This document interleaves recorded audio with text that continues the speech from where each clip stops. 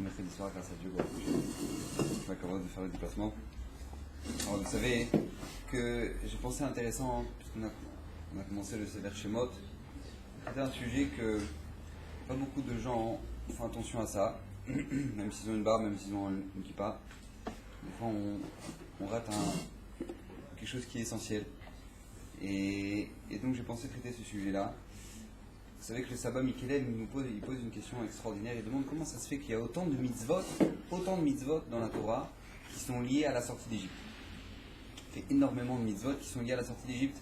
Par exemple, que ce soit les tefilin, que ce soit... Allez-y, vous pouvez prendre des chaises là-bas. Vous prenez une chaise là-bas.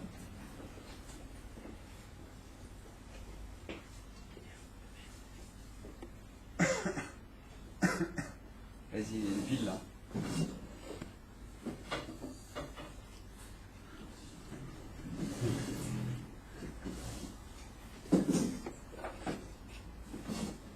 Alors, vous savez qu'il y a énormément de mitzvot qui sont liés à la sortie d'Égypte. Beaucoup. Que du matin au soir, on en fait le Kriyat Shema, qu'on fait le matin et le soir pour se souvenir de la sortie d'Égypte. Que ce soit la mise des tefilin, que ce soit la mezouza, que ce soit énormément Birkat Hamazon, que ce soit Kiddush le Shabbat. Énormément de mitzvot qui sont liés à la sortie d'Égypte. Et le Sabbat Mikelem nous dit que si Akadosh Baruch Hu a voulu que de cette sortie d'Égypte, en dehors de la fête de Pessah, de Shavuot et de Sukkot, en dehors de ces fêtes-là, une sorte d'Égypte, on est tellement de mitzvot qui soient liés à cet événement-là, c'est tout simplement parce qu'on doit en tirer un enseignement, évidemment. Si Akadosh Baruch Hu nous lit cet événement-là à tant d'actions qu'on fait dans notre journée, c'est que forcément on doit en tirer des leçons. On a des leçons à en tirer. Maintenant, nous, on doit se demander lesquelles. Et le Sabbat Mikelem nous montre à quel point c'est important. Vous savez que le corps humain est fait d'une manière extraordinaire. Que rien que si une personne analyse le corps humain, il peut faire tchouva. Vous savez qu'il y a quelque chose qui est incroyable. Par exemple, quand on mange, il y a des aliments dont on ne se lassera jamais. Par exemple, le pain, on peut manger du pain du matin au soir. Jamais le lendemain, on va dire, bah ça y est, maintenant, c'est overdose du pain. Ça n'existe pas. Kadosh Baruch Hu nous a conçu que le pain est un aliment sur lequel maintenant, tout le temps, on en aura besoin. Par contre, si tu commences à manger des gâteaux à la crème tous les jours, tu en auras marre au bout d'un moment. Ouais, ne serait-ce pas besoin de gâteau à la crème, tu peux manger des tomates tous les jours, matin, midi, soir, des tomates. Tu n'en pourras plus à la fin. C'est-à-dire que Kadosh Baruch Hu nous a créé des aliments qui sont des aliments de base, dont on a besoin matin, midi et soir. Et il y a des aliments qui sont secondaires, des aliments qui ont un autre rôle et qui ne peuvent pas avoir la même fréquence. Il dit le Sabbat Mikelem, c'est exactement la même chose dans les mitzvot. Dans les mitzvot, c'est la même chose. On a des événements qui viennent une fois par an. Rosh Hashanah, Kippour, des mitzvot qui viennent une fois par an parce qu'on en a besoin, notre Neshama en a besoin une fois par an. Maintenant, on a des mitzvot qui sont là tous les jours. Si Akadosh Baruch Hu nous a donné ces mitzvot qu'on refait tous les jours, c'est que c'est des mitzvot qui sont simplement vitales pour notre Neshama. Elles sont vitales, on en a besoin. Shema Israël, que ce soit les tefilin, que ce soit la mezouza, c'est des choses qui sont vitales, on en a besoin, c'est essentiel pour notre Neshama, pour le bien-être de notre Neshama. Donc alors il pose une question, si jamais toutes ces mitzvot là qui sont liées à la sortie d'Égypte, qui sont tellement vitales pour notre Neshama, comment ça se fait que quand on les fait, au bout d'un moment on ne se sent pas rassasié? On devrait être content. On a fait Shema Israël, Hashem Elokeinu, Hashem Echad, on a mis les tefilin, on devrait sentir quand même une satisfaction, sentir quelque chose de, voilà, on a rempli notre Neshama, puisque c'est tellement important et on en a besoin pour notre vie de tous les jours. Donc au même titre que le matin, tu n'oublies pas de manger et que tu es obligé de manger, parce que sinon tu ne vas pas tenir la journée, au même titre, normalement, quand tu fais cette mitzvah-là, tu dois sentir que si jamais maintenant tu ne l'as pas fait, tu ne pourrais pas tenir la journée. Or, comment ça se fait que ce n'est pas le cas? Il explique ça à Mikelem quelque chose d'extraordinaire, il donne un exemple, comme à son habitude, grandeur. Il dit qu'un jour il y a quelqu'un qui va voir le médecin et il dit j'ai mal à la gorge. C'est le médecin, vraiment, la gorge, en feu, j'en peux plus là, faut que je calme ma gorge, Donc il donne un médicament, tiens, tu prends ça matin, midi, soir, tac. Voilà. Il revient 3 jours après, il dit j'en peux plus. Monsieur le médecin, j'en peux plus. C'est de pire en pire. Il dit je comprends pas, t'as pris les médicaments? Je t'ai dit oui, je les ai pris, mais comment tu les as pris? Bah je les ai pris avec de l'eau. Ah tac, j'ai gobé, j'ai pris de l'eau. Mais t'as pas compris, c'est des pastilles. Ça se suce. Si tu dois le prendre dans la bouche, avec le temps, ça va faire en sorte que ta gorge, elle va aller mieux. Toi maintenant, qu'est-ce que tu gobes tu gobes des pastilles, toi maintenant? Tu dois prendre ça avec le temps, que maintenant ça va aller mieux ta gorge. Il dit, le Sabbat Mikelem, c'est la même chose. Les gens, ils peuvent faire plein de mitzvot. Les mezuzot, les schémas, les tefilin, ils peuvent faire plein de mitzvot. Mais il les gobe. Les mitzvot, il les gobe. Donc comment tu veux que ça te fasse quelque chose? Tu dois réfléchir, tu dois commencer à prendre conscience de la grandeur de la chose, et quand tu auras pris quelque chose, quand tu auras pris conscience de la grandeur de la chose, alors à ce moment-là, ta Neshama, elle pourra en profiter. Et c'est la même chose pour Yetziat Mitzrayim. Donc comme tous les ans, on recommence le Sefer Shemot, on retourne en Égypte et qu'on à nouveau dans les diplés d'Égypte, c'est que forcément on doit en tirer des leçons extraordinaires. Et Bezrat Hashem, on va essayer de voir quelque chose d'assez fabuleux ce soir. Alors vous savez que Akadosh Borou, quand il a voulu nous sortir d'Égypte, Akadosh Borou, on n'avait rien à faire de donner des leçons aux Égyptiens. Akadosh Borou, il aurait pu régler le compte des Égyptiens en 2 temps, en 3 mouvements, d'accord? Il n'avait pas besoin de faire 10 plaies, et que attention des grenouilles, attention la grêle, et attention le sang, il n'avait pas besoin de ça, Hachem. Si Akadosh Borou, il a puni les Égyptiens de cette manière-là, Akadosh Borou l'a fait pour que nous-mêmes, nous en tirions des leçons. On en a besoin nous-mêmes pour construire notre émouna. Le Sava Mikelé nous dit qu'il n'y a pas une seule question qui n'a pas de réponse dans la sortie d'Égypte. Donc si on a encore des questions dans notre vie, ça veut dire qu'on n'a pas suffisamment étudié la sortie d'Égypte. D'accord, c'est ça que ça veut dire. Donc maintenant, nous, on doit essayer de comprendre, on doit essayer d'analyser pourquoi Kadosh Baruch Hu a fait en sorte que ça se passe de la sorte. Que la sortie d'Égypte se passe de cette manière-là. Pour que Kadosh Baruch Hu, il nous parle, il veut nous transmettre des messages. Alors un des messages qui est extraordinaire, vous savez qu'au moment où Moshe Rabbeinu, il est arrivé devant le buisson, première fois qu'il a la révélation d'Akadosh Baruch Hu, selon certains avis, c'est 80 ans. D'accord, 80 ans, c'est 80 ans sans une fois Akadosh Baruch Hu s'adresse à lui. Là, à 80 ans, Akadosh Baruch Hu s'adresse à lui, il dit de sortir le Ham Israël. Et au moment où il arrive devant le buisson, Akadosh Baruch Hu a décidé, nous dit Rashi, c'est marqué là-bas, Ve'ira malach Hashem elav, belivat esh, mitoch asne, vayar ve'ine asne bo'er ba'esh, ve'asne eneno ukal. Donc voilà, tout simplement, il voit maintenant un grand feu, un buisson en feu, mais tout simplement, le buisson n'est pas consumé. Nous dit Rashi, Mitor Hasne, pourquoi dans un buisson? Vélo il a un affaire, pourquoi il n'a pas choisi un grand chêne, un truc incroyable? Pourquoi il a choisi un petit buisson? Pourquoi? Mishum imo anochi betzara, pour dire que je suis avec eux dans la souffrance. Il dit le Midrash que ce buisson-là, c'était pas juste un buisson, c'était un buisson avec des pics qui étaient terribles. Voilà, c'était quelque chose de terrible, et que même si un oiseau, nous dit le Midrash, si un oiseau était rentré dedans, il n'aurait pas pu sortir sans avoir des égratignures, sans être blessé. Akadosh Baruch Hu va s'adresser à Moshe Rabbeinu là-bas. Pourquoi? Pour dire à Moshe Rabbeinu, regarde, c'est pas que maintenant je mets la colle douce, je vois le Ham Israël en train de souffrir, pas du tout. Akadosh Baruch Hu, il est avec le Ham Israël dans la souffrance. Dans la souffrance. Akadosh Baruch Hu souffre quand le Ham Israël souffre. Hachem souffre mamash. Au moment où Moshe Rabbeinu il va monter au Har Sinaï, il va voir ce qu'on appelle le Even Saphir. Il va voir une pierre qui est au pied du trône du Kisei HaKavod. Nous dit le Midrash, c'est quoi cette Even, cette pierre-là qui est au pied du trône d'Akadosh Baruch Hu? Nous dit le Midrash, au moment où maintenant les Ham Israël ils étaient dans la souffrance d'Égypte, il y avait une femme qui s'appelait Rachel.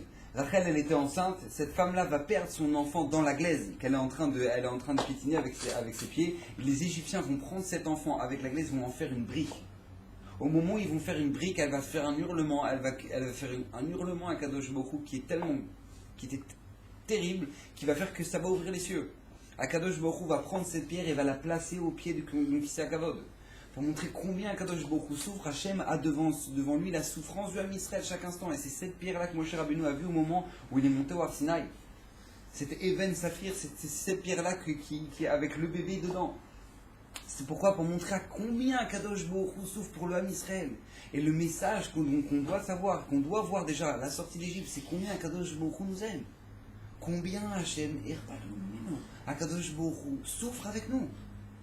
210 ans d'esclavage, c'est pas que Kadosh Baruch Hu d'un coup il s'est réveillé et dit mais qu'est-ce que vous faites là vous? C'est pas comme ça, pas du tout. Kadosh Baruch Hu, 210 ans qu'il est dans la souffrance, 210 ans qu'il voit que le Ham Israël est arrivé à un niveau d'assimilation qui était terrible, parce qu'on voit bien le résultat, à la fin il n'y a qu'un cinquième qui va sortir d'Égypte. Qu'un cinquième, c'est énorme. On voit le taux de l'assimilation, et le 1/5 qui vont sortir d'Égypte, quand ils vont arriver devant la mer, le malach, le l'ange d'Égypte, il va dire à Kadosh Baruch Hu, c'est pas juste. Pourquoi les Égyptiens ils vont mourir et les Juifs ils vont pas mourir? Arrête, Elou Vodazara, eux ils servent des idoles, C'est-à-dire il n'y avait plus Shabbat, plus d'idole, plus de Brit Mila. C'est-à-dire que c'était un taux d'assimilation et ça c'est le 5e qui est sorti d'Égypte. Donc malgré le fait que Kadosh Baruch Hu a fait en sorte que maintenant il traverse des tikkunim, des souffrances terribles pour se réveiller, pour à la fin relever la tête et voir Kadosh Baruch Hu, malgré tout Hachem souffre. Hachem souffre de cette situation. Et combien Hachem souffre quand il voit le Ham Israël souffrir? J'ai déjà dit plusieurs fois, mais je suis obligé de le répéter, parce que c'est tellement extraordinaire comme enseignement. Une fois, le Rav Lugassi ramène la fameuse Gemara. La Gemara pose la question, elle dit, qu'est-ce qu'on appelle une souffrance pour que ce soit une kapara? D'accord? N'importe quelle souffrance sert de rachat pour les avérotes qu'on peut faire. D'accord? Sinon, Akadosh Baruch Hu n'aurait pas besoin de nous envoyer des souffrances. Donc chaque souffrance, elle est là pour faire une kapara sur les avérotes qu'on a pu faire. Très bien. La Gemara demande, c'est quoi une souffrance?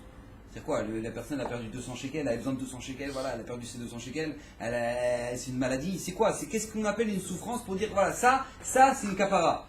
Nous dit la Gemara, écoutez bien, Rabotai, écoutez bien cette Gemara. La Gemara nous dit quand quelqu'un, il veut prendre une pièce dans la poche droite et qu'elle est dans la poche gauche. Et que la personne, elle fait comme ça, elle fait, c'est là.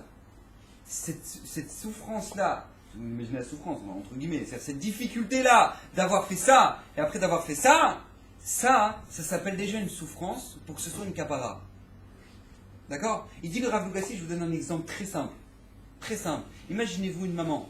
Une maman, elle n'a pas eu d'enfant pendant 10 ans. Ça fait 10 ans qu'elle n'a pas eu d'enfant. Maintenant, après 10 ans, Baruch Hashem, le petit bébé est arrivé, le bébé est là. Baruch Hashem. Donc elle le chouchoute et tout. C'est le bébé tant attendu. Maintenant, un jour, sa maman, elle lui dit, bon, tu vas partir à l'école, oui. Alors dis-moi, tu as de l'argent pour t'acheter un pain sur la route? Elle dit, attends, maman, 2 secondes, attends. Ouais, c'est bon. À ce moment-là, sa maman, elle dit, oh mon chouchounet. Oh, mon chouchounet. Oh, t'as dû faire ça, et après t'as dû faire ça. Oh, mon chouchounet. C'est-à-dire qu'elle a besoin d'un suivi, d'accord? Non, mais c'est-à-dire qu'elle a besoin de se faire soigner. C'est-à-dire pour faire un truc pareil, ça va, détends-toi, ça va, t'inquiète pas. C'est-à-dire qu'on sait que c'est ton chouchou, mais à quel écart, détends-toi, d'accord? La Gemara, elle te dit non, regarde ce que c'est qu'une souffrance aux yeux d'Hachem. Hachem, quand il voit un de ses enfants qui fait comme ça, et qui fait comme ça lui fait du tsar. Ça lui fait du tsar, Rabotai. Ça, c'est l'amour qu'Hachem, il a pour nous. Ça, c'est l'amour qu'Akadosh Baruch Hu, il a pour nous, Rabotai. Vous imaginez ce que ça veut dire? Donc vous imaginez ce que ça veut dire qu'Akadosh Baruch Hu voyait le Ham Israël en Égypte en train de souffrir? Vous imaginez ce que ça représente un peu? Akadosh Baruch Hu, au moment où Moshe Rabbeinu va s'adresser à Akadosh Baruch Hu, donc là, au moment de cet événement-là, dans le buisson, Moshe Rabbeinu va lui dire comme ça à Akadosh Baruch Hu, Vayomer Moshe el Elohim, Ine anochi ba el bnei Israël, ואמרתי להם, אלוהי אבותיכם שלחני אליכם. ואמרו לי, מה שמו? מה הוא אומר עליהם? Moshe Rabbeinu, il a une question. Écoutez bien, question de Moshe Rabbeinu. Je vais arriver, moi, en Égypte, comme une fleur. Je vais leur dire, le Dieu de votre père, il s'est dévoilé à moi. Je viens vous libérer. Eux, ils vont me demander, dis-moi son nom. Nous, toi, Moshe Rabbeinu, dis-nous. C'est quoi son nom, Hachem? Mais regardez, dans le passage, c'est marqué. C'est marqué. Elohei avotechem, shalachni alechem. Donc le Dieu de votre père, il le dit. Elokei avotechem, il le dit le nom d'Hachem, d'accord? Elokei avotechem, shalachni alechem. Va'amrouli, et ils vont me dire, Vashmo, quel est son nom? Ma'omer alehem. Qu'est-ce que je leur réponds? C'est quoi la question? Déjà, qui t'a dit qu'ils vont me poser une question comme ça? En plus de ça, s'ils posent cette question, bah, tu viens de le dire, le nom d'Hachem. Donc c'est quoi, il est où le problème? Où il y a un problème là maintenant? Qu'est-ce qu'il dit à Kadosh Baruch Hu de dire Mabaya? Il va lui dire ça, d'accord? C'est comme Israël comme ça. Mais ici, écoutez bien ce qu'il dit Hachem. Vayomer Elohim El Moshe. Hachem, à ce moment-là, il va dire à Moshe Eye Asher Eye. Je ne peux pas traduire, c'est un des noms d'Hachem. D'accord? Je serai celui qui sera. D'accord? Et qui est Asher Eye. Vayomer Kotomar Lebnei Israël, ainsi tu diras au Ham Israël Eye Shalachni Alechem. D'accord? Et qui est ce à vous l'a envoyé Moshe Rabbeinu. D'accord? Hachem a donné un nom bien spécifique, et un des noms qu'on n'a pas le droit d'effacer dans la Torah, et Yé Asher et Yé. Un des noms d'Akadosh Baruch Hu. Je serai celui qui, comme ils traduisent ici, je serai qui serai. D'accord? Comme ils traduisent ici. Je serai qui serai. Je ne traduis pas, c'est un nom d'Hachem, mais en tout cas voilà, je serai qui serai. Akadosh Baruch Hu, il dit, c'est quoi ce nom-là? C'est quoi ce nom qu'Akadosh Baruch Hu dit au Ham Israël? C'est quoi la question de Moshe Rabbeinu? Et c'est quoi la réponse d'Hachem? Et c'est quoi ce nom? Et pourquoi ils ont besoin de savoir ce nom? Moshe Rabbeinu, il va arriver après 210 ans d'esclavage. Après 210 ans d'esclavage, eux, le Ham Israël, ils savent très bien qu'au moment où Hachem va annoncer qu'il va y avoir un esclavage, Hachem va dire, qu'est-ce qu'il a dit à Abraham Avinu, pardon? Il a dit à Abraham Avinu, ils seront en esclavage pendant 400 ans. D'accord? 400 ans d'esclavage. Bon, alors ça va, 400 ans, je comprends, mais maintenant, ça fait que 210 ans. Ça fait 210 ans là maintenant. Donc Moshe Rabbeinu, il arrive au bout de 210 ans, il dit, mais Hachem, Moshe Rabbeinu va dire, non, je viens vous libérer. Mais eux, ils vont dire, mais attends, mais j'ai pas compris. Nous, dans les comptes, on est 400 ans. On doit attendre encore, on a encore 190 ans. Donc, comment ça se passe là maintenant? Comment toi, tu viens maintenant, tu nous dis, c'est bon, je viens vous libérer, alors qu'on en a encore pour normalement 190 ans selon les calculs. Comment ça marche? C'est ça la question que Moshe Rabbeinu a. Quand Moshe Rabbeinu, il vient dire à Kadosh Baruch Hu, mais avec quel nom? C'est-à-dire que comment je vais te présenter? Comment moi je vais dire? Qu'est-ce que ça va valoir, moi, que j'arrive et dire, ah, Hachem, il va vous libérer. Ok, d'accord, dans 190 ans. Comment ça se fait que maintenant, comment je peux leur expliquer que maintenant Hachem, il va vous libérer maintenant? À ce moment-là, Moshe Hachem va lui dire, Eyeh Asher. C'est-à-dire quoi? Au même titre que eux m'ont appelé, alors moi je viens, je leur réponds, dit là-bas. C'est vrai. Il y a 400 ans normalement qui doivent rentrer. C'est vrai, normalement dans les comptes, il y a 400 ans. Mais maintenant, qu'est-ce que je peux faire? Ils m'ont appelé. Ils m'ont appelé. Donc s'ils m'ont appelé, bah je viens. Je serai celui qui serai. Pourquoi? C'est-à-dire que moi, je me comporte, donc c'est du Raphaël de Vologine, je me comporte avec l'homme Israël au même titre que eux se comportent avec moi. Et puisque eux, maintenant, ils m'ont appelé, donc puisque eux, ils m'ont appelé, alors moi, maintenant, je réponds. Je suis obligé de répondre. Je suis obligé de répondre. C'est-à-dire qu'Akadosh Baruch Hu, Moshe Rabbeinu va arriver avec ce message là à Israël, leur dire, regardez, si je viens avant l'heure, c'est tout simplement parce que vous l'avez appelé. Quand vous appelez Hachem, Hachem, il vous répond. Quand vous appelez Akadosh Baruch Hu, Hachem vous répond. Et vous savez que ça, c'est un grand problème qu'on a dans notre génération. Grand problème. Et c'est pour ça d'ailleurs que j'ai décidé de faire ce shiur ce soir. Parce que pourquoi? Parce que les gens, ils ont l'impression qu'ils peuvent faire des choses, ils peuvent faire des filotes, ils peuvent faire... Mais ils ont l'impression que c'est sans valeur ce qu'ils font. Ils ont l'impression que de toute façon, il y a des gens qui sont plus religieux qu'eux, et donc vous voyez, ils ne comprennent pas trop tellement la valeur de leur mitzvot. Et de toute façon, bon, bah, ils sont toujours plus rachats que Tzadik, et que le monde il est grand, et de toute façon il y a Daesh, et de toute façon il y a Obama, et de toute façon il y a truc, et de toute façon qu'est-ce que ça vaut, et de toute façon je peux faire schéma, et de toute façon je le ferai ce soir, et donc pourquoi pas demain? C'est-à-dire que les gens ils sont perdus, c'est-à-dire que qu'est-ce que ça vaut tout ce que je peux faire? Qu'est-ce que ça vaut tout ce que je peux faire? Quelle valeur ça peut avoir? Quelle valeur ça peut avoir? Et la Torah est en train de t'apprendre au moment de la sortie d'Égypte. Regarde la valeur de ce que tu as. Regarde ce que tu vaux. Regarde ce que tu vaux. Vous savez qu'en Égypte, il y avait trois manières de penser. C'est les Égyptiens. Trois manières de penser. Il y en a qui pensaient qu'il n'y a pas de Dieu. Quand il y en a qui disaient il n'y a pas de Dieu. Il n'existe pas. Il y en a qui se disaient quoi? Qui disaient si, il y a un Dieu. Il y a un Dieu. Mais Akadosh Baruch Hu, tout simplement, lui, il a créé le monde. Il l'a laissé dans les mains des hommes. D'accord? Ou troisième chose, c'est Akadosh Baruch Hu, il y a un Dieu, il voit ce qui se passe, mais il ne peut rien faire. D'accord? C'est les trois ashkafot qu'il y avait en Égypte, trois manières de penser qu'il y avait en Égypte, que voilà. Face à ces trois courants de pensée, Akadosh Baruch Hu va répondre à chacune d'elles. Comment? Parashat Hashavua, au moment où il y aura la maca de Kinim, des poux, qu'est-ce qui veut dire? Le plus grand des sorciers égyptiens, c'est-à-dire qu'un sorcier égyptien, pour vous dire, c'est-à-dire que son repas de midi, c'est des souris. D'accord? C'est-à-dire qu'on parle de gens qui étaient à un niveau de Kochot Atuma qui dépasse l'entendement humain. C'est-à-dire qu'ils parlaient avec les démons, des trucs. C'est-à-dire que les Égyptiens, c'était des géants en sorcellerie. Donc c'est-à-dire que vous imaginez un sorcier égyptien, qu'est-ce qu'il va dire? Il va dire Etzba Elokim! Ça, c'est le doigt d'Hachem! Il va voir les Kinim, il dit mais c'est pas possible, ça peut pas être la sorcellerie. Moshe il peut pas faire un truc pareil. C'est forcément la main d'Hachem! Demandez mes Farshim, pourquoi il a dit c'est la main d'Hachem? Je vous pose la question. Chas Shalom, il y a un voleur qui rentre dans la maison. D'accord? Lui, il est allongé dans son lit. Il est à côté de sa femme. Il voit la fenêtre qui est en train de s'ouvrir comme ça. Il voit une main qui ouvre la fenêtre doucement. Qu'est-ce qu'il va dire? Eh chérie, il y a la main d'un voleur. Qu'est-ce qu'il va dire? Je sais pas compris. Il y a un voleur! Chérie, il y a un voleur! Non, chérie, il y a la main d'un voleur. Qu'est-ce qu'il dit des sorciers? Je comprends pas. Tu vois Hachem, tu vois le bon Dieu. C'est Hachem!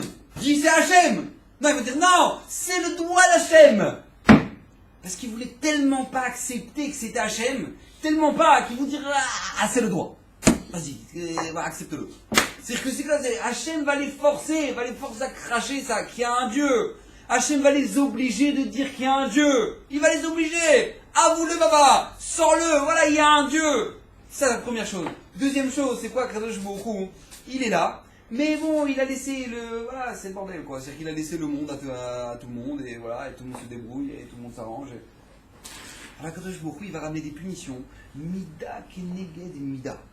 C'est-à-dire mesure pour mesure. Mais c'est-à-dire que c'est chirurgical ce qu'il va faire Hachem. C'est-à-dire qu'il va savoir exactement qui punir, avec quoi, avec quelle plaie. Lui, il va mourir, et lui, il va pas mourir, et lui, il va rester en vie, il va attendre encore un peu, et lui, ce sera seulement dans la mer. C'est-à-dire que c'est chirurgical. C'est-à-dire que maintenant, il y a un lion qui se balade dans la rue. C'est-à-dire qu'il y a un juif. Lui, maintenant, l'Égyptien, il est en train de prendre le juif comme ça en bouclier. D'accord? Parce qu'il a rock, il a peur, d'accord? Il est en train de dire, je vais mourir. Et lui, maintenant, lui, le lion, il fait rien du tout. Il fait rien, il fait des câlinous aux petits juifs, etc. Et il donne un coup de patte qu'il fait tuer l'Égyptien. C'est-à-dire que tu vois, c'est chirurgical. Tu vois qu'il y a une Ashgacha d'Hachem maintenant. Maintenant. Et tu sais qu'Hachem, il sait tout. Hachem, il sait exactement 210 ans, il a oublié personne. Il a noté il a même les astérix de chacun et tout, machin, un truc, il sait exactement les intentions de tout le monde, ce qu'ils ont voulu faire, et Hachem, il va les payer Mida, Kenegel Mida. Donc ceux qui pensaient, il y a un Dieu, mais maintenant, Akadosh Baruch Hu, il a laissé le monde dans les mains des hommes, c'est pas vrai. Hachem, il est en train de te montrer, regarde, c'est chirurgical ce qu'il fait. Et pour ceux qui sont en train de te dire, qui disent, il y a un Dieu, mais il n'a pas la force. Il n'a pas la force de pouvoir faire quelque chose. Akadosh Baruch Hu, au moment où Moshe Rabbeinu il va débarquer, au moment où Paro il va arriver en pyjama, je ne sais pas si vous connaissez la chanson, en tout cas en Trader, à Bnibrak, en tout cas ils apprennent les chansons, Paro et pyjama, Ben Salayla. Paro il arrive en pyjama au milieu de la nuit, c'est-à-dire qu'il arrive, il voit son fils qui vient de mourir, là son aîné il vient de mourir, maintenant il arrive en pyjama chez Moshe Rabbeinu, il cherche Moshe et Aaron, et maintenant il débarque chez Moshe Rabbeinu, il dit sortez tout de suite, c'est bon, sortez, restez plus ici, dégagez. Moshe Rabbeinu dit, les enfants ils dorment, on sortira tout à l'heure. C'est-à-dire qu'on sort nous le matin, après le petit-déj, t'inquiète pas, on va pas sortir maintenant. Ah non, nous les enfants, on fait pas des vols de nuit, nous. On fait pas des vols de nuit, tout simplement, nous on voyage en pleine journée, on part pas en pleine nuit, non, ça n'existe pas. Demain matin, tu attendras un petit peu. C'est-à-dire, vous imaginez un peu l'affront de Paro. C'est-à-dire que lui, il débarque en pleine nuit, il dit c'est bon, sortez. Moshe dit non, oh, tu me parles sur notre ton. On sortira pas maintenant, on sortira demain. Quand il fera jour, tout le monde va nous voir, on sortira. Comme ça devant tout le monde. C'est-à-dire qu'Hachem est en train de montrer qu'il n'y a pas plus grand qu'Hachem. C'est-à-dire que toi, tu es en train de dire il y a un Dieu, mais il n'a pas la force, il va te montrer qu'il y a la force et tu ne pourras rien faire. Il y a la force et tu ne pourras rien faire. Pourquoi Kadosh Baruch Hu, il a voulu faire tout ça? Pourquoi? Pour te montrer, regarde combien Hachem il t'aime, Rabotai, mais combien Hachem il peut t'aimer. Combien Hachem, tout ce qu'il peut faire pour toi.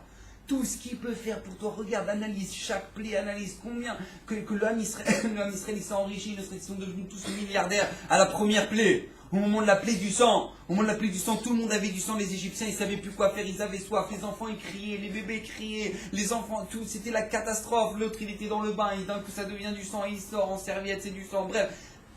D'accord, la maison d'un Égyptien. Maintenant lui il cherche de l'eau, il cherche partout, il voit son Dieu, le Nil, qui est du sang. Il est perdu, il ne sait plus quoi faire. Et lui, maintenant, il voit le petit juif avec la bouteille Méhéden. En train de voir son petit. T'as un problème? Donne-moi ta bouteille. Il la prend, ça devient du sang. Il la rend, de l'eau. Il la prend, du sang. Il la rend, de l'eau.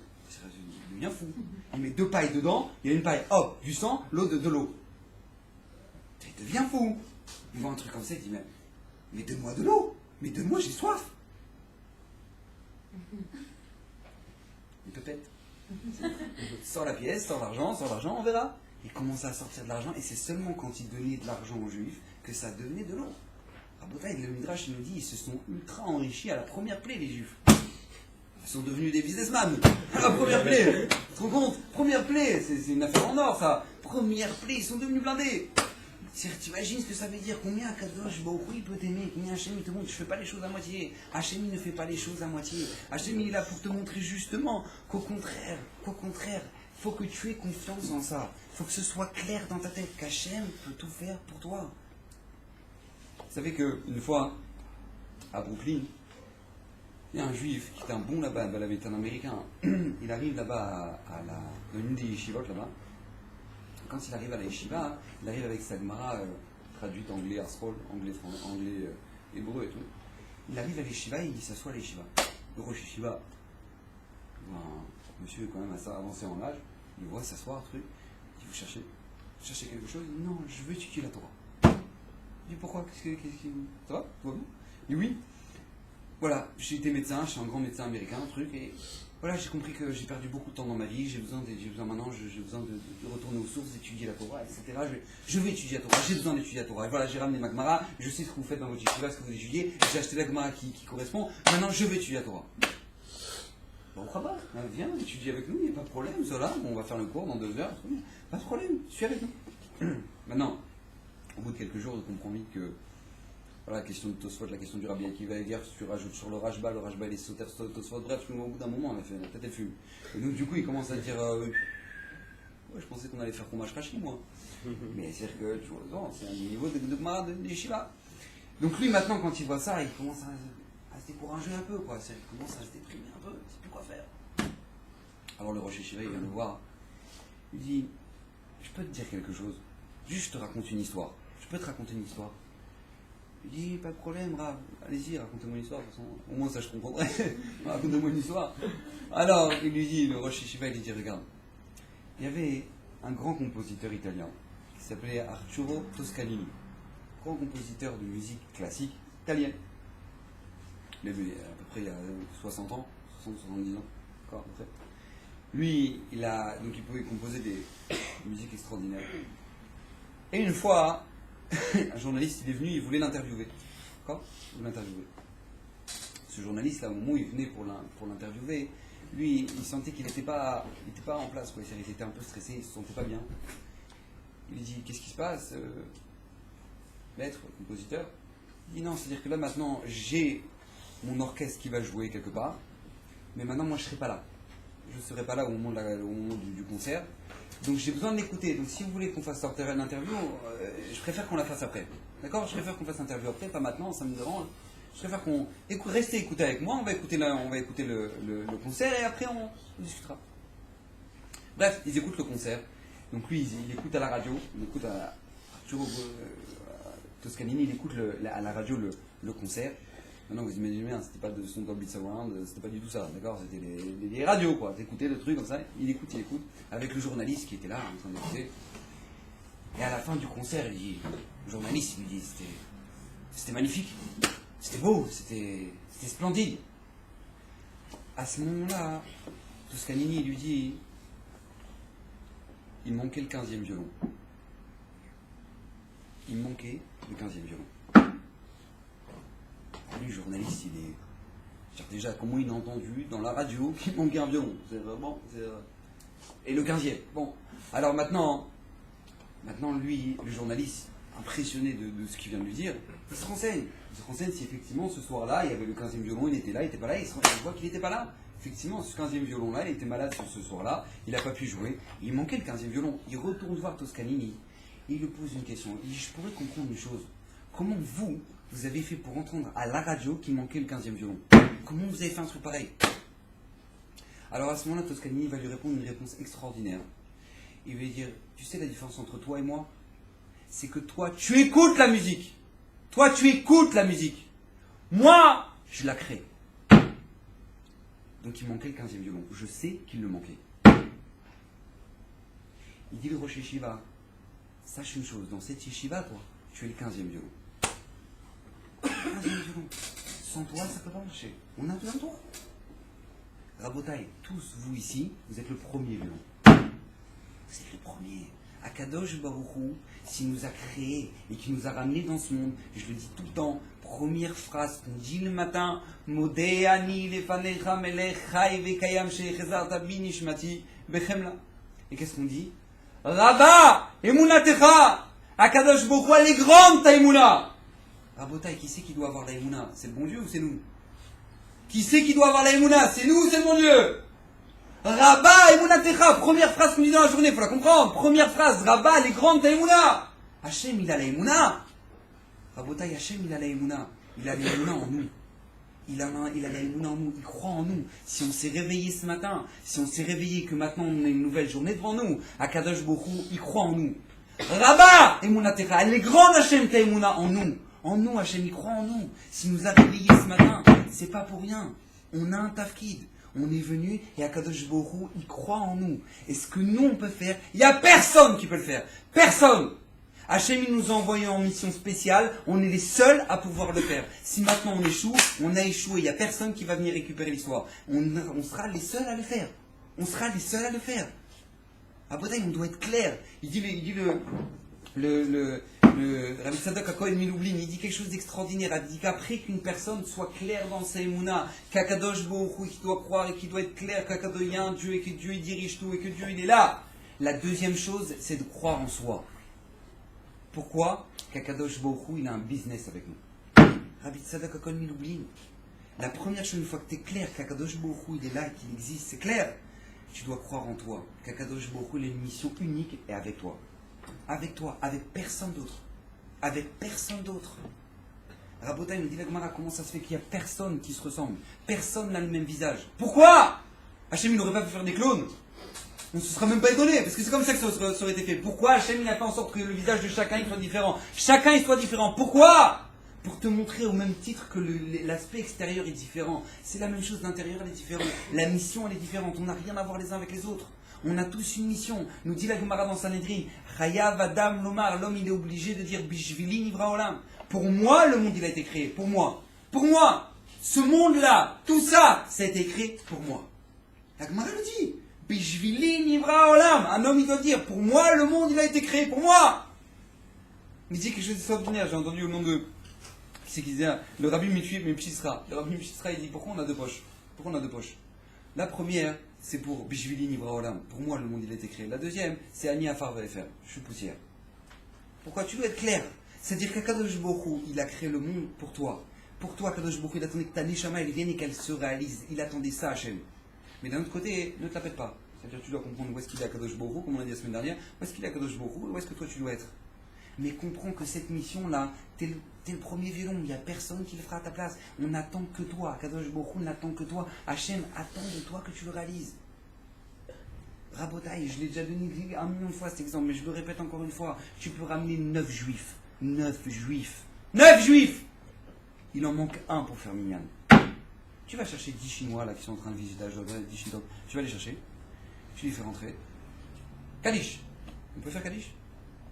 On ne peut pas faire Kaddish, je ne comprends pas. C'est quoi Kaddish? Il gadal, vid kadash, shemei rabba. Qu'il soit agrandi, qu'il soit glorifié, son nom. On glorifie le nom d'Hachem. Maintenant, au lieu d'une personne, tu as 10 Chinois. C'est bon. Tu sanctifies le nom d'Hachem, là, quand même. 10 Chinois. On n'a pas un juif, on a 10 Chinois. Tu dis non, ça ne marche pas. Alors 20. On te ramène 20 Chinois. C'est bon, 20 Chinois? On te mène 100 Chinois. T'as 9 juifs et 100 Chinois. 1 milliard de Chinois. Tu sanctifies pas le nom d'Hachem avec devant 1 milliard de Chinois et de Gadal, Vit Kadash, Meraba. T'as 1 milliard et 9 juifs. C'est bon quand même, tu sanctifies le nom d'Hachem. On ne peut pas faire Kaddish. Après, on ne peut pas faire Kaddish. On ne peut pas faire Kaddish. À ce moment-là, t'as Marlouf Shportish qui débarque. Il vous manque un dixième. Oui, ah voilà, on t'attendait. Ah voilà, c'est bon, tu peux commencer Kaddish. Kaddish. Gadal, Vit Kadash. J'ai pas compris. Qui on se moque là? Qui on parle? T'as 1 milliard de Chinois, t'as Marlouf Shportish, quoi? C'est où il est sanctifié le nom d'Hachem? Le nom d'Hachem est sanctifié avec lui. Avec lui. Comprends la valeur que lui il a. Lui, c'est vraiment. Lui, il peut sanctifier le nom d'Hachem. Lui, il peut faire cette mission-là. Alors le Chefetz Chaim, il dit c'est vrai que malheureusement, un homme, quand il avance dans sa vie, malheureusement, eh ben, il a des épreuves, il dit c'est pas forcément évident, c'est pas forcément. Et puis moi, voilà, il y a des gens qui sont plus religieux, il y a des gens qui étudient depuis qu'ils sont petits, il y a des gens qui sont grandis à Bnei Brak, et depuis qu'ils sont grands, depuis qu'ils sont petits, ils étudient la Torah, à 18 ans, ils ont fini le chasse. Bon, voilà, moi, qu'est-ce que je veux faire? Moi, j'ai 25 ans, à peine j'arrive à lire Chumash Rashi, qu'est-ce que je suis, moi? Quel rapport? Il dit le Chefetz Chaim, vous savez, le Yetzer Hara, il a 3 solutions. 3 en général, 3 embrouilles qu'il aime beaucoup faire. La première, c'est tout simplement dire qu'est-ce que ça vaut mon étude? Qu'est-ce que ça vaut mon étude? Moi j'ai pas fait la yeshiva, moi j'étais pas grand, moi j'ai pas fait le truc. Qu'est-ce que ça vaut franchement ce que j'étudie? Voilà, il y a des gens qui le font pour moi, là, Bnei Brak, un truc, c'est bon, ça y a des yeshivas pour ça, c'est vrai. Qu'est-ce que moi ça vaut mon étude? Deuxième chose, c'est tout simplement, c'est peut-être pas ma mission. Il y en a qui sont là pour étudier, et moi je suis là pour bosser, je leur donne de l'argent et tout, mais c'est peut-être pas ma mission, hein, moi. Il y en a qui disent encore, bon, j'ai envie d'étudier, bon, Bezrat Hashem, Shabbat, quand je serai reposé, là, je suis fatigué, truc, bon, on verra Shabbat. 3 sortes de Yetzer Hara, d'accord? Le premier, c'est quoi? C'est tout simplement de dire, qu'est-ce qu'elle vaut cette étude-là que je suis en train de faire? Peut-être que ça vaut pas grand-chose alors qu'il y en a qui sont en train de finir le chasse. La deuxième, c'est quoi? C'est peut-être que maintenant je suis pas fait pour ça. La troisième, c'est de se dire, bon, demain, d'accord? Nous dit le Chefetz Chaim quelque chose d'extraordinaire. Regardez le deuxième verset du Shema Israël. Ve'ahavta et Hashem Elokecha. Bechol levavcha, de tout ton cœur. Bechol nafshecha, toute ton âme. Bechol modecha, tous tes moyens. Ve'ayu hadvarim ha'ele asher anochim etzavecha hayom. Écoutez bien la réponse d'Akadosh Baruch Hu dans le Shema Israël. Vayu hadevarim haele. Akadosh Baruch Hu, il te dit non, arrête de croire que toi maintenant quand tu étudies un petit truc, ça va pas grand chose parce que bon, il y en a, c'est Raphaël Kaneski, il finit le chasse tous les ans, il finit toute la Torah Sheba'al Peh tous les ans, bon alors voilà, lui c'est Raphaël, moi qu'est-ce que je suis à côté? Non, non, même si t'étudies quoi? T'étudies le Chumash Rashi, t'étudies le Chumash, tu fais ça, Vayu hadevarim haele, celle-là, Akadosh Baruch Hu, ce que tu es en train d'étudier maintenant, Asher Anochi Metzavecha, que je t'ordonne à toi, pas à un autre. Je ne demande pas à un autre de le faire, je demande à toi de le faire. Quand? Ayom. La réponse aux trois questions en un pasouk.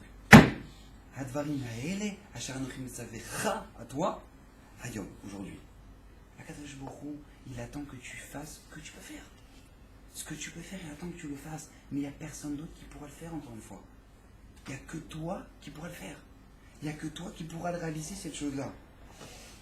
Comme on le sait, dans tous les psukim, vous regardez les louchot, le moment où Kadosh Baruch Hu nous a donné les 10 commandements. Qu'est-ce que c'est marqué? C'est marqué Anochi Hashem Elokechem, Asher Hotzeitichem, Meret Mitzrayim. C'est marqué comme ça dans la Torah. C'est pas marqué comme ça. Anochi Hashem Elokecha, Asher Hotzeitichem, Meret Mitzrayim. C'est comme ça, c'est marqué. C'est marqué tout, c'est marqué. Alter Tachmod, toi, c'est marqué. Alter Lolo. Je ne sais pas comment dire. Alter Khamdoum. D'accord, c'est pas marqué au pluriel, c'est pas marqué le Tachmod, c'est marqué non, ne convoite pas, ne convoite pas. Toi, c'est marqué au singulier. Pourquoi? Parce que ça valait la peine que toute la Torah elle était donnée pour toi. Pour toi uniquement, ça valait la peine pour toi. Pour toi, ça valait la peine.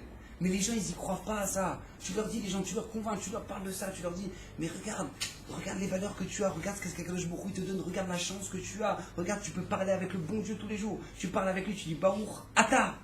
Tu imagines, tu le tutoies. Tu le tutoies, le bon Dieu. Tu parles avec lui, tu dis, Baruch Ata. Hashem Elohim. Tu te rends compte, tu parles avec Hashem, tu lui parles là maintenant. Baruch Ata, Hashem Elohim, Melech Olam Shakol Yamid Baruch. Tu lui parles, tu te rends compte la chance que tu as. Tu t'adresses à lui.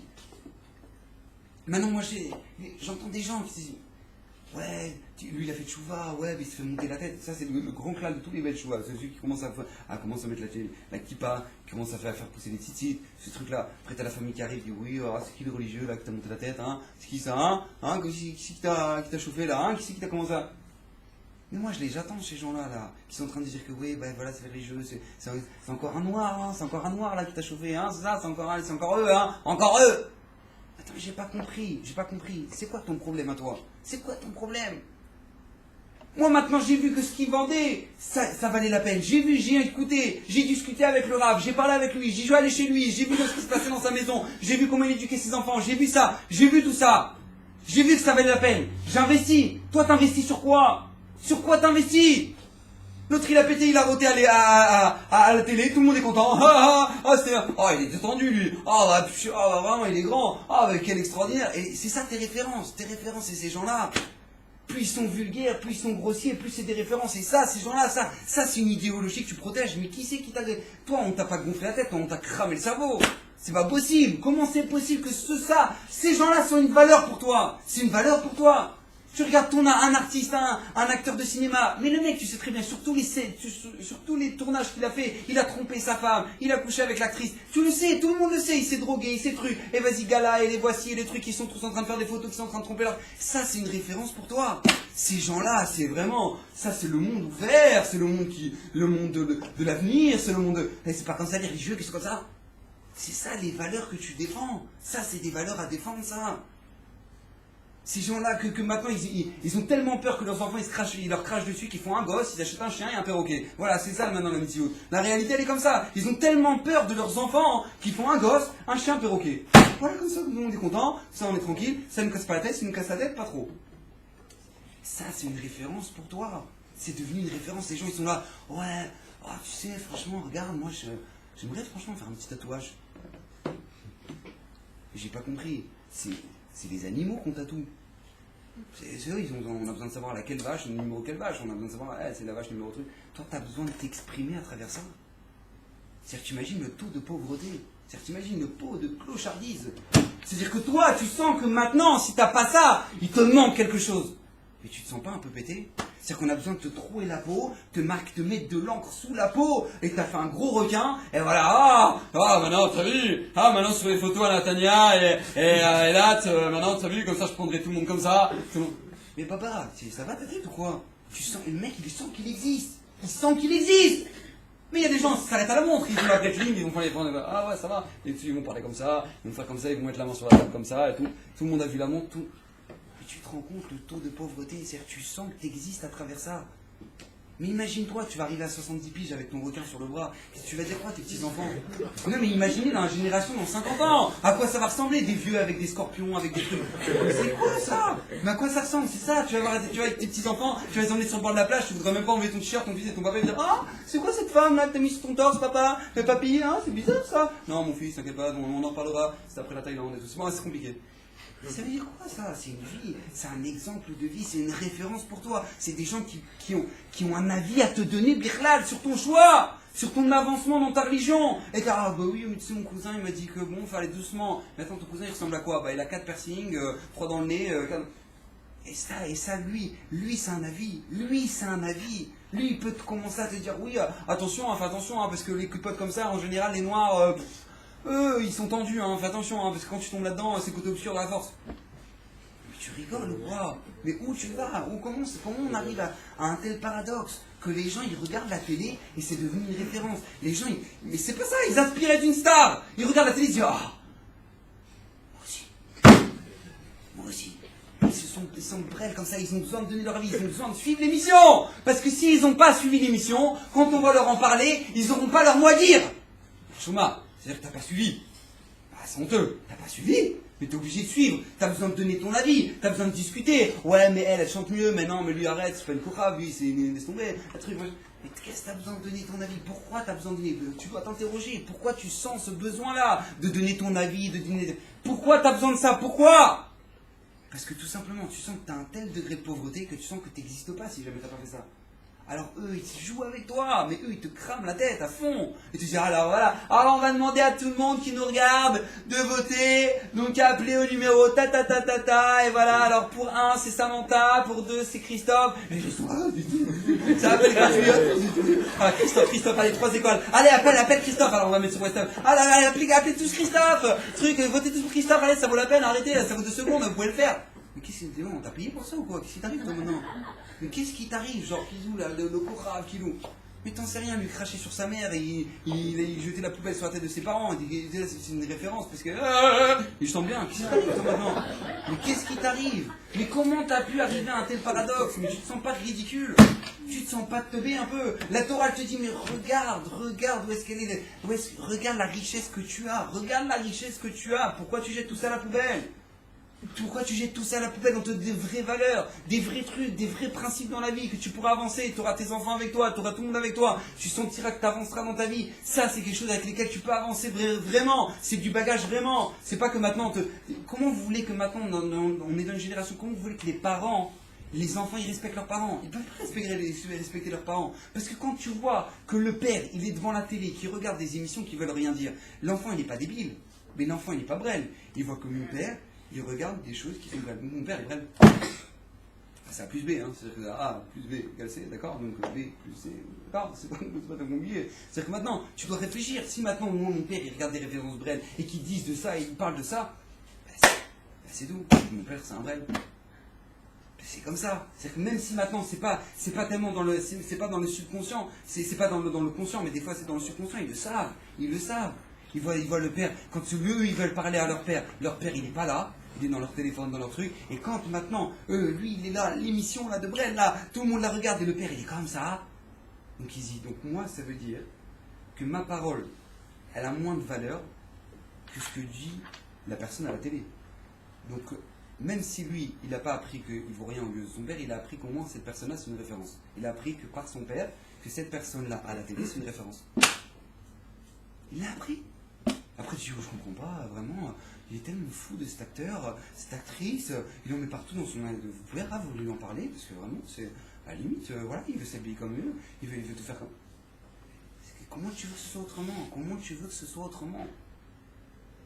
Rachid, le Rachaim, dans Parashat Shemot, il nous dit comment c'est possible que l'homme Israël soit arrivé à un tel niveau de dégringolage.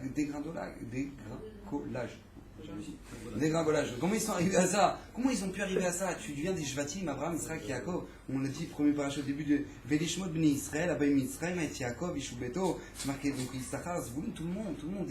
Tu parles de gens qui sont des malachim. Tu parles de gens comment toi tu as pu arriver, tu fais plus Shabbat. Comment ils sont arrivés à ça? Comment ils sont arrivés à ça, Rabotai? Parce que ces trois choses-là qu'on a dit au nom des Égyptiens, il y en a qui pensaient qu'il n'y avait pas de Dieu. Il y en a qui pensaient qu'il y avait un Dieu mais qui ne voit pas. Il y en a qui pensaient qu'il y avait un Dieu mais il ne peut rien faire.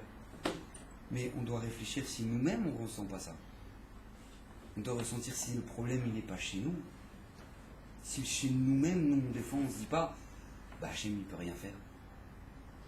Après, pourquoi tu t'arraches au travail, tu fais des heures et des heures et des heures. Après on te demande, allez, étudie un peu. La Kadosh Baruch Hu t'a demandé d'étudier. Étudie un petit peu. Mais pourquoi? C'est quoi le problème? Pourquoi tu le fais pas?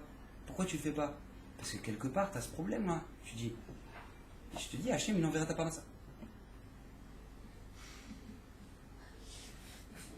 Ça veut dire quoi? C'est que tu as un problème. C'est-à-dire que tu as un problème. Tu dois réfléchir. Si toi-même, tu ne réfléchis pas comme ça, qu'Hachem, il ne peut pas tout faire, tu dois réfléchir. Tu dois nettoyer ça. Tu dois passer la lessive là-dedans. Tu dois commencer à réfléchir. Tu dois te dire, est-ce que maintenant, moi, dans ma tête, c'est bien clair qu'Hachem, c'est lui le patron? Est-ce que c'est bien clair que c'est lui le patron? Est-ce que vraiment, c'est-à-dire si maintenant je me dis, voilà, Kadosh Baruch Hu, si maintenant je fais une assurance vie, etc., est-ce que maintenant j'arriverai à ma retraite, etc., est-ce que c'est sûr? Est-ce que maintenant que j'ai 10 000 shekels, je gagne 20 000 shekels par mois, c'est sûr que maintenant je manquerai de rien, etc. Est-ce que c'est clair pour toi que c'est peut-être pas si évident que ça? C'est peut-être pas si évident que ça. Et que des fois il arrive des choses que malheureusement, à Kadosh Baruch Hu, il te rappelle dans la vie que c'est lui le patron. Mais pourquoi Hachem il a besoin de te rappeler ça? Parce qu'il y a un problème. Parce qu'il y a un problème. Akadosh Baruch Hu, il veut te montrer, mais regarde, arrête de faire le bête. Vous vous rendez compte que le Midrash nous dit qu'au moment où maintenant on parle des eaux du déluge, c'est marqué Ménoach, les eaux de Noach. Nous dit le Midrash, comment ça se fait qu'on appelle les eaux de Noach? Les eaux de Noach, c'est ses eaux à lui.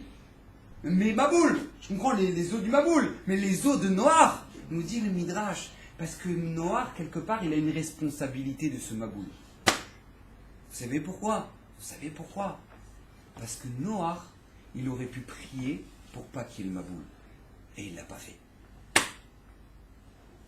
Maintenant, venez, regardez, venez 2 secondes, on se remet dans le contexte. On se remet dans le contexte, 2 minutes. Imaginez-vous, vous êtes en plein au milieu de Las Vegas, d'accord, à 1h du matin. Tous les casinos qui brillent, les fontaines, les trucs, les machins, tout le monde est défoncé autour de toi. Ou Ibiza, d'accord, c'est encore mieux. Ibiza, d'accord, tout le monde est truc, c'est une catastrophe, t'es là, tu sais même plus comment tu t'appelles, t'as fumé 4 joints. Bref, voilà, t'es là maintenant, d'accord, t'as tout le monde qui délire autour de toi. Maintenant on te dit, tu sais, toi en tant que juif, tu peux prier pour qu'il fasse touche, tu vois. Je pose la question, il y a quelqu'un qui y croit ici? Il y a quelqu'un qui y croit? Tu peux faire tchouva Ibiza? Le Midrash nous dit, on doit y croire. Noach, que lui maintenant tout ça, c'était pas Ibiza, c'était le monde, c'était devenu Ibiza, d'accord? C'était la dégringolade totale, d'accord? C'était une catastrophe, c'est que même les animaux, ils n'allaient pas normalement. L'âne, il allait avec la vache, le truc, il n'y a rien qui fonctionnait normalement. Je vous pose la question, c'est pire qu'Ibiza quand même, d'accord? Maintenant, je vous pose, lui, il vivait au milieu de ça. Il doit se dire 2 minutes, attends, mais je peux leur faire tchouva, il suffit de prier Hachem. Est-ce qu'il y a quelqu'un qui y croit à Botaï? Il y a quelqu'un qui y croit? Eh bien, on doit y croire. Parce que Chas Shalom, sinon on en a la responsabilité. Quand maintenant, on est en train de se dire, on entend que tous les Arabes maintenant, ils sont tous en train de planter nos frères les uns après les autres. T'as fait une tfila? T'as prié ou t'as attendu les Khadashot? T'as attendu de voir que la Mishtara, c'est pas ça, qu'est-ce que t'as attendu de voir? T'as prié ou t'as attendu les résultats de la Mishtara? Qu'est-ce que t'as attendu? Qu'est-ce que t'as fait? Mais fais attention, on a une responsabilité. Ta tfila, il n'y a personne qui peut la faire. Personne qui pourra la faire à ta place. Et cette tfila-là, tu sais pas combien elle vaut aux yeux d'Hachem. On n'a pas idée de ce que notre tfila, elle vaut aux yeux d'Hachem. Hachem, il a dit lui-même à Moshe Rabbeinu. Moshe, il a dit, mais comment on va faire 400 ans 400 ans, c'est pas 400 ans, on a 210 ans. Il a dit, mais qu'est-ce que tu veux faire? Ils m'ont appelé. Ils m'ont appelé. Ils m'ont appelé, c'est tout. On fait sauter tout le plan. Ils m'ont appelé, c'est tout, j'arrête tout. Ils m'ont appelé, je vais les chercher. Ils m'ont appelé, je vais les chercher, Rabotaï. Vous vous rendez compte de ce que ça veut dire, ça? Est-ce que nous, on y croit, nous, à ça? Le potentiel de tfila qu'on a dans notre bouche à nous. Ce que nous, on représente. Combien c'est important, la tfila d'un juif aux yeux d'Hachem. Combien Kadosh Baruch Hu, il tend l'oreille à la tfila de chacun. Combien? Comme je l'avais dit plusieurs fois le nom du Chazonish, je dis, si les mamans, elles priaient quand elles allaient à Yesh pour acheter un paquet de riz, pour le chinour de leurs enfants, la génération aurait une autre tête. Pourquoi il dit ça, le Chazonish? Il dit, parce que qu'est-ce qui se passe? T'es en train de rien faire. Tu sais où est-ce qu'ils sont les paquets de riz à Yesh, tu sais où est-ce qu'ils sont, tu sais quel rayon, tu sais très bien, on n'a pas besoin de t'apprendre, on n'est pas en train de te demander de chercher la dernière glace au choco, au truc vanille au fin fond du frigo, on est en train de te dire un paquet de riz. Tu sais où est-ce qu'ils sont, tu sais en général lequel tu achètes. Tu y vas automatiquement. Tu y vas automatiquement. Maintenant, tu n'as pas besoin d'y réfléchir beaucoup. Donc, qu'est-ce que tu fais en attendant? Prie pour tes enfants. Prie pour tes enfants. Prie pour tes enfants. Prie pour ta mère. Prie pour ta soeur. Prie pour la Israël. Prie. Dis que je me j'en suis prie. T'as rien à faire maintenant. Là, t'as rien à faire à la caisse. Alors, au lieu de faire comme ça, brel là, dans ton téléphone. Au lieu de faire ça, prie. Parle avec Hachem. C'est pas grave, mais tu peux parler même maintenant comme ça, parce que tous les gens que tu vois parler tout seul, maintenant ils disent, bah, ils parlent avec l'oreillette. Donc ne vous inquiétez pas, tu passeras pas pour un fou. Ne vous inquiétez pas, parlez. Les gens, des fois, au feu rouge, ils me voient parler tout seul, je fais. Et je parle avec le bon Dieu. Mais qu'est-ce qui se passe? Ma baya. Parle avec Akadosh Baruch Hu, il dit le Chazonish, les mamans, elles avaient l'habitude de faire ça, de prier pour leurs enfants. Quand elles achetaient un paquet de riz, la génération aurait une autre tête. Elle aurait une autre tête. Pourquoi? Parce que le problème, c'est que nous, on n'y croit pas. Nos références, c'est quoi? C'est Johnny, ces trucs, nos références, c'est des goïms. Mais depuis quand nos références sont devenues des pathos? Depuis quand? Hachem Ishmor, jamais. Nous, notre grand-père, c'est Avraham Avinu. Notre arrière-grand-père, c'était Noah. Et après, c'était Adam Arishon, et tous ils parlaient avec Hachem. Nos grands-parents, ils parlaient avec le bon Dieu. De quoi tu parles, toi, maintenant? Tu parles des goïms, c'est des références qu'à la fin tu les retrouves dans leur baignoire avec une overdose. C'est ça c'est ta référence, ta fameuse référence. Tu dis ouais, elle chantait trop bien, c'est Raval, il est mort, et les trucs. Mais qu'est-ce qu'on s'en fout? Qui meurt, qui remeurt. On dirait le truc, on a fait une grande perte dans l'humanité, l'histoire du monde de la musique a perdu une star, truc. Mais tu vois pas la star qu'on a perdue dans sa baignoire avec une overdose. Bah, quelle star! Et les gens ils sont persuadés! Je dis oui! Oh vraiment! Tu te rends compte? Son Gotu elle sortira pas! Sraval elle avait écrit, on a retrouvé les écrits, elle allait sortir, elle a pas chanté, on entendait tous. Mais qu'est-ce que ça veut dire ça? Mais qu'est-ce qu'on s'en fout de son dernier tube? Mais vraiment, qu'est-ce qu'on en a à faire? Hachem il t'a donné un tube atomique, ça s'appelle la Torah, tu peux la lire à l'envers à l'endroit, ce que toi tu comprendras, il n'y a personne qui l'a compris et tout le monde attend ton pérouge. Tout le monde l'attend. C'est qu'après 120 ans, on va te présenter des livres. On va dire, tu sais, ça, ces livres-là. Mais c'est toi. Quoi la carotte? Moi? Bah oui, c'est toi qui les as écrits. C'est toi qui les as écrits.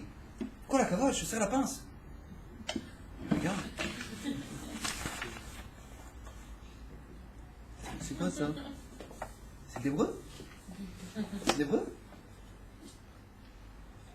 Ah, mais c'est pas toi? Je comprends pas, c'est marqué là. C'est marqué Shimon Gobert. C'est marqué? Shimon Gobert, c'est pas vous? T'imagines l'Archouma que c'est? C'est ce que c'est l'Archouma que je fais.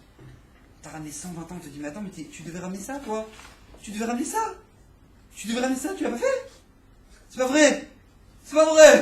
120 ans! Mais qu'est-ce que t'as fait alors? La première Mishnah, tu l'as! La première Mishnah! Je t'ai pas demandé la deuxième, la troisième, mais la première, tu l'as! Alors la première halakha du Shulchan Aruch, tu l'as!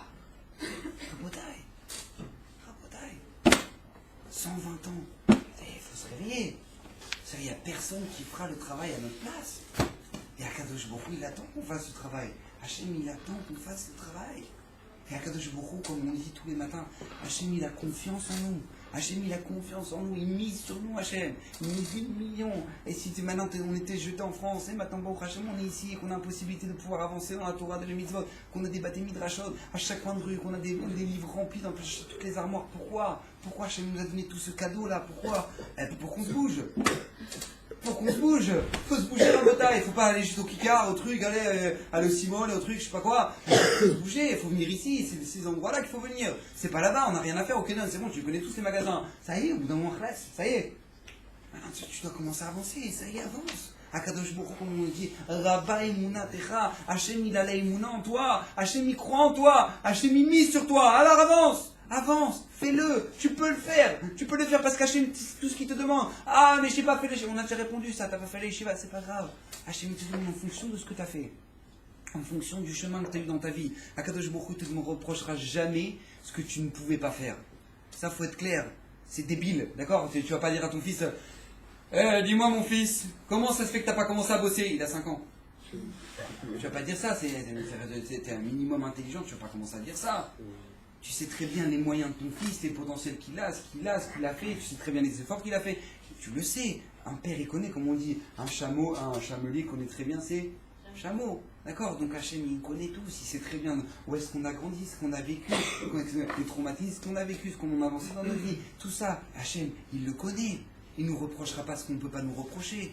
Akadosh Baruch Hu, il te dit juste, avance, allez avance. Avant, je pourrais tout faire pour toi, je pourrais tout faire. J'ai fait sortir un peuple. Rabotai, quand Hachem nous a sortis d'Égypte, comment il nous a sortis d'Égypte? Il nous a donné, allez, prenez du chicken, allez, sortez. Il nous a donné multimilliardaires, mais on va où? Dans un désert.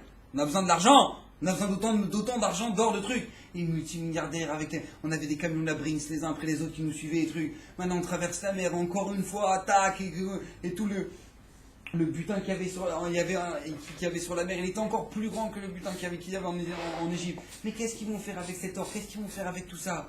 Hachem dit, c'est pas grave, même si vous faites rien, je vous aime. Au moins apprendre, on n'a pas besoin de Pirouche Rachi pour ça, au moins voir qu'Hachem nous aime. Hachem il nous aime. Regardez, n'importe quelle chose dans la vie, n'importe quelle chose, elle peut s'acquérir facilement. L'argent, ça peut s'acquérir facilement. Il y a des gens, ils font des applications sur l'iPhone, des trucs de débile à un chat, tu lui donnes des coups de bâton, des coups de trucs. Le mec, il est devenu un blindé, parce qu'il a fait un chat qui reçoit des coups. Vous imaginez un peu, d'accord? Donc le mec, du jour au lendemain, il est devenu blindé parce qu'il a fait un chat qui reçoit des coups en pleine tronche, d'accord? Donc l'argent, ça va vite, tout va très vite. Razvé Shalom, une maladie, on peut Razvé Shalom aussi guérir, on peut pas au prochain guérir très vite aussi. Tout va très vite. Il y a une seule chose qui prend du temps. Une seule chose. C'est la chorma. La chorma, tu peux embrouiller personne. Tu es obligé de bosser baba. Akadosh Baruch Hu, quand il nous a sorti d'Égypte, il nous a dit même la chorma, je vous la donne. Ra'a shifra alayam, mashelo cheskel ben bouzi.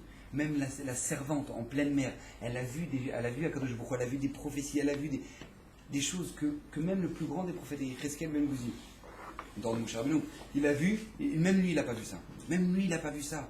Hachem t'a dit, regarde, quand tu mises sur moi, je te donnerai tout.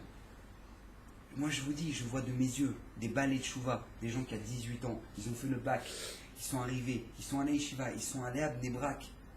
Moi, je peux vous dire, j'ai un exemple dans mon collège. Un mec, maintenant c'est un rab au prochain, mais il était major polytechnicien. Major polytechnicien, vous imaginez ce que ça veut dire, major polytechnicien. Il travaillait pour l'armée française, l'armée de l'air française. Il encaissait 40 000 francs par mois. D'accord? C'était un poids lourd, d'accord? Lui, il arrivait à Bnei Brak, il ne connaissait rien de rien.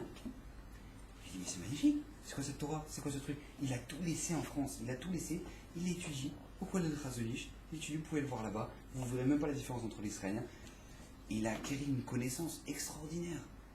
Et plus que des Israéliens qui ont grandi au Cheder. Et ça c'est un phénomène qu'on ne voit pas seulement chez les gens qui ont une grosse tête, chez tous les balais de Chouva. Les balais de Chouva qui se donnent pour la Torah, tu vois, c'est pas normal ce qui se passe. Tu vois que leur tête, elle n'est pas normale. Tu vois que eux, ils sont en train de discuter avec des Israéliens qui ont fait le Cheder, les Yeshiva Ktana, les Yeshiva Gdola, ils sont en train de discuter avec eux, ils sont en train de faire une Chaboura. Il faut une Chaboura, tous les Israéliens sont en train d'écouter là maintenant ce qu'il est en train de dire sur la Souga. Mais d'où ça sort? D'où il sort lui? D'où il sort? Il a fait le bac français, il a fait le bac S, truc, maintenant il arrive à l'Yeshiva, il enchaîne tout le monde. D'où il sort? Parce qu'Akadosh Baruch Hu te dit, quand je te sors d'Égypte, je te sors bien. Je te sors bien. Mais sors. Il y a des gens qui disent, oh non, faut sortir. Ah oui, il y a des gens comme ça, il y a 4 5e du Ham Israël qui est resté en Égypte. 4 5e. Compliqué, hein. Les yeux, toi, les misotes, les trucs. Il a tout te donné. Ouais, mais non. quand même, en Égypte, quand même, on mange du poisson. Il y a des gens, ils te disent ça. Il y a des gens, leur argument, c'est pas plus que ça. Je leur dis, mais avance dans la Torah. Oui, mais bon, après, je pourrais plus aller au Burger Truc. De quoi? Oui, mais après, bon, voilà, quoi. Après, je pourrais plus aller au bar. Quand tu auras mes cousines cet été, je pourrais même plus aller avec eux sur le bord de la plage à Tel Aviv et tout. Je pourrais plus. Tu te rends compte de ce que ça veut dire? C'est-à-dire que l'équilibre que tu as dans ta vie, tout ce que tu peux miser dans ta vie, sur quoi? Dans quoi tu mets la balance? Sur quoi tu mets la balance? Sur l'été à Tel Aviv, où il y aura tes cousines, que tu pourras plus aller sur le bord de la plage parce que ce sera du n'importe quoi et ça ne te correspondra pas. Et donc, du coup, ça vaut pas la peine. Mais tes cousines, elles seront là quand tu auras des problèmes de chambaït avec ton mari? Elles seront là, tes cousines aussi, pour régler tes problèmes de chambaït? Elles seront là aussi pour régler tes problèmes d'éducation que tu as avec tes enfants. Parce que comme tu as misé sur rien, alors maintenant tu les abrutis avec des iPads. Allez tiens, prends ton iPad et ferme-la. Allez, prends ton iPad et ferme-la. Après le gosse, il ne sait même pas parler. Vous vous rendez compte? J'entends qu'il y a des gens que leurs enfants, ils me disent, ils savent même pas parler. Parce qu'ils rentrent à la maison pour avoir la tranquillité, au lieu de payer un babysitter, ils ont l'iPad. Ils ont l'iPad. Et le gosse, il devient un débile. Il ne sait même pas parler. Il a des problèmes pour parler. Pourquoi? Parce que toi, avant de concevoir cet enfant et avant de te marier et de choisir qui sera ton mari, on t'a dit, tu veux pas un peu d'essentiel dans ta vie? On te dit, ouais, mais bon, après, le problème, c'est qu'après les cousines, il faut vous rendre compte sur quoi ça se joue. On doit réfléchir le matin, au prochain, vous êtes jeune, vous avez la vie devant vous. Je t'abbarre à bourrer, on a tout fait, on peut avancer, on peut construire, mais qu'on construise bien Bezrat Hashem. Akadosh Baruch Hu, il mise sur nous. Donc Bezrat Hashem, qu'on puisse grandir en Torah, qu'on puisse comprendre la chance qu'on a, que Baruch Hu nous aime, et qu'on puisse Bezrat Hashem avoir la choix et le Mashiach Bekar.